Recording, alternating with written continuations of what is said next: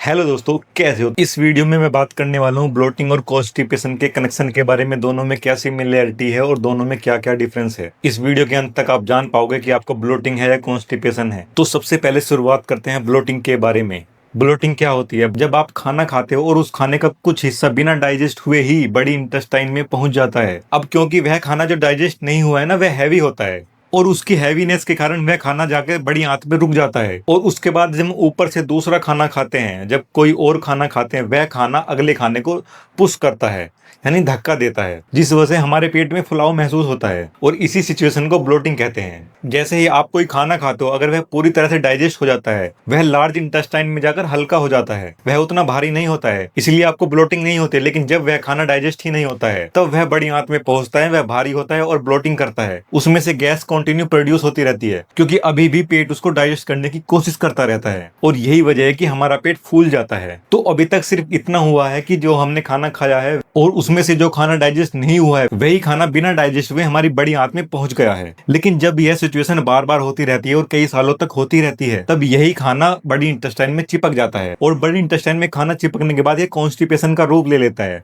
इसमें मैं अपना एक एग्जांपल बताता हूँ आपको। मुझे बचपन से ही कॉन्स्टिपेशन था। जब तक मेरी यादें मेरी साथ है, मुझे कॉन्स्टिपेशन ही रहा है। तो मुझे कॉन्स्टिपेशन से पहले ब्लोटिंग हुई होगी, जो मुझे याद नहीं रही। लेकिन मैंने फिर फ्रूट्स खाए, जिससे मेरा कॉन्स्टिपेशन क्लीन हो गया। उसके बाद मुझे ब्लोटिंग होना शुरू हुई, क्योंकि मैं अपनी हेल्थ को रिवर्स कर रहा था, पीछे की ओर लेके जा रहा था, क्योंकि मेरा स्टमक बिल्कुल ही खराब हो चुका था और एंड पोजीशन पर पहुंच गया था। मुझे कुछ भी डाइजेस्ट नहीं हो रहा था। इसका मतलब मुझे बहुत ज्यादा कॉन्स्टिपेशन था। लेकिन जैसे ही मैंने फ्रूट्स खाया और कॉन्स्टिपेशन को क्लीन किया, उसके बाद जब मैंने अपना पका हुआ नॉर्मल खाना खाना शुरू किया, तो मुझे ब्लोटिंग हुई। मुझे 1 साल हो गया है खाना खाते खाते, अभी भी मुझे ब्लोटिंग होती है, लेकिन वह ब्लोटिंग खाने से मैनेज हो जाती है। यही एक बड़ा डिफरेंस है ब्लोटिंग और कॉन्स्टिपेशन में। अगर आप खाने से अपनी ब्लोटिंग को मैनेज कर पा रहे हैं, यानी कि एक खाना खाने पर आपको ज्यादा ब्लोटिंग होती है और दूसरा खाना खाने पर कम ब्लोटिंग होती है, तो आपको कॉन्स्टिपेशन नहीं है। लेकिन अगर आपकी ये सिचुएशन बहुत सालों से बनी हुई है और हर चीज खाने पर आपको ब्लोटिंग हो रही है, तो आपको पक्का कॉन्स्टिपेशन है। मैं ब्लोटिंग का एक एग्जांपल देता हूँ। मैंने फ्रूट डाइट के बाद से मिल्क पीना शुरू किया और मैं डेली 1 लीटर दूध पीता था, जिसकी वजह से मेरा पेट फूलता था। मैं बहुत ज्यादा रोटी खाता था, जिसकी वजह से मेरा पेट फूलता था। लेकिन जैसे ही खाना डाइजेस्ट हो जाता था, वो फूलना कम भी हो जाता था। लेकिन ये इसका परमानेंट इलाज नहीं था। ब्लोटिंग का जो मुझे सही इलाज मिला है, वो ये है कि मुझे खाने की क्वांटिटी कम करनी पड़ रही है। मैं अपने खाने की क्वांटिटी जितनी कम करता हूँ, मुझे ब्लोटिंग में उतना आराम फील होता है। लेकिन ये आराम क्यों फील हो रहा है? क्योंकि मुझे अब कॉन्स्टिपेशन नहीं है।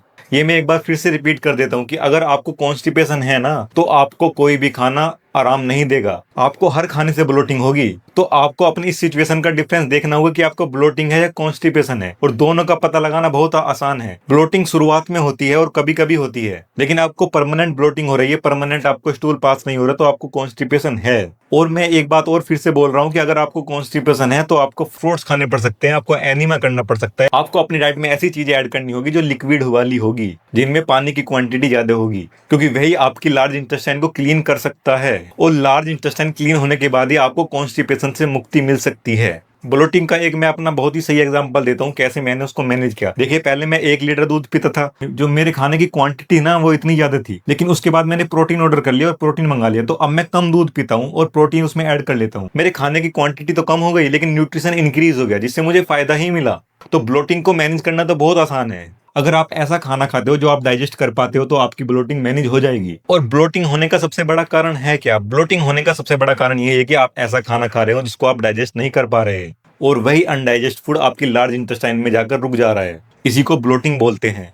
आप ये बिल्कुल मानकर चल सकते हैं कि जिसका भी पेट फुला हुआ है उसको ब्लोटिंग हो रही है, लेकिन उसको कॉन्स्टिपेशन नहीं है। कॉन्स्टिपेशन एक बड़ी बीमारी है ब्लोटिंग के कंपेयर में। मैं ये नहीं कह रहा हूँ कि ब्लोटिंग भी कोई छोटी प्रॉब्लम है, ब्लोटिंग भी बड़ी प्रॉब्लम है। लेकिन अगर ब्लोटिंग कॉन्स्टिपेशन में बदल जाए, तो वह बहुत बड़ी प्रॉब्लम हो जाती है, जिसको मैंने अभी फ्रूट्स खाकर क्लियर किया है। कॉन्स्टिपेशन की वजह से आपकी ब्लोटिंग का जो दर्द है, जो पेन है, जो तकलीफ है, वो बढ़ जाएगी। फ्रूट डाइट करने के बाद मुझे कॉन्स्टिपेशन वाली कोई प्रॉब्लम नहीं है, लेकिन ब्लोटिंग वाली प्रॉब्लम अभी भी हो रही है। 1 साल पहले जब मैंने खाना खाना शुरू किया, तो मुझे रोटी से भी ब्लोटिंग हो रही थी, क्योंकि मैं एक दिन में 15 से 20 रोटी खा रहा था, क्योंकि मेरा शरीर कमजोर हो गया था। ब्लोटिंग होने के बाद भी मैं खाना खाई जा रहा था, क्योंकि मुझे अपनी बॉडी को स्ट्रॉन्ग करना था। ऐसा ही मिल्क के साथ मेरे साथ हुआ। जब मैंने दूध पीना शुरू किया, तो मैंने बहुत ज्यादा दूध पीना शुरू किया और मुझे ब्लोटिंग हुई, लेकिन फिर भी मैंने दूध पिया, क्योंकि बॉडी को स्ट्रॉन्ग करना था। अब 1 साल में मेरी बॉडी थोड़ी स्ट्रांग हो गई है, तो मैं अपनी डाइट को मैनेज कर पा रहा हूँ। अभी जो मैंने अपने डाइट का साइज था ना वो कम कर दिया है। मैं दिन की 6-7 रोटी खाता हूँ और दिन का 1 लीटर या उससे कम दूध पीता हूँ। और जब से मैंने वे प्रोटीन मंगाया तब से तो मैं 500 ml दूध में भी काम चला लेता हूँ। तो अगर आपको कॉन्स्टिपेशन हो चुका है और कॉन्स्टिपेशन है तो आपको फ्रूट डाइट करनी ही पड़ेगी, फ्रूट्स खाने ही पड़ेंगे और आपकी लार्ज इंटेस्टाइन फिर से काम करना शुरू कर देगी। लेकिन अगर आपको ब्लोटिंग है, उसको मैनेज करना है, तो आपको अपने खाने की क्वांटिटी घटानी होगी। लेकिन याद रखिए इसमें न्यूट्रिशन कम नहीं होने देना है। आप क्वांटिटी घटा सकते हैं लेकिन न्यूट्रिशन नहीं। इसीलिए मैं अपने खाने में सप्लीमेंट्स रखता हूँ, वे प्रोटीन रखता हूँ, ताकि मेरे खाने की क्वांटिटी भले ही कम हो लेकिन न्यूट्रिशन बिल्कुल कम ना हो। तो मुझे लगता है कि मैंने इस वीडियो के जरिए आपको समझा दिया होगा कि ब्लोटिंग क्या होती है और कॉन्स्टिपेशन क्या होता है और दोनों में क्या डिफरेंस है। और मैंने आपको ये भी कंफर्म कर दिया कि अगर आपको कॉन्स्टिपेशन है उसको भी आप क्लीन कर सकते हो फ्रूट्स खाकर।